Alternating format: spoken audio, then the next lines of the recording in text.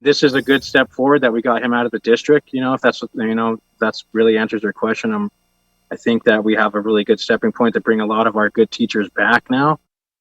We are hearing tonight from parents in the Page Unified School District after the sudden resignation of their superintendent, who is tonight apologizing for referring to Indigenous students as brown kids. Frankie McLister talked exclusively with that superintendent as well as those families. Frankie.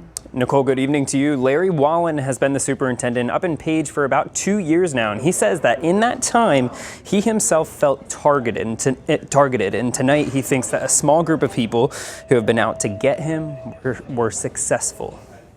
Apologize? Absolutely. I would apologize for creating this kind of disharmony, and especially this week. You know what this week is?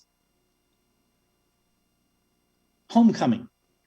We should be celebrating homecoming. Larry Wallen quit his job as the superintendent for Page Unified School District. I'm taking myself out. I'm sorry. It's been a long, hard, challenging battle over the past year and a half without a lot of support. This past year and a half ended by Wallen referring to Indigenous students as brown kids while answering questions at a school board meeting just last week. In addition to COVID, the 2,500 mostly Indigenous student school district also dealt with 60-plus staff resignations under Wallen's leadership. Now, one of those former staff members says that a comment just like this can affect Page, a community surrounded by Navajo Nation, like no other. The race issue, being a border town, is super heated all the time. And one parent has 4 children in the school district. He says him and others are not too happy. For him to say that, I pretty much thought it was going to be his last straw, and I was hoping that it was going to be, because he pretty much just dug his own grave.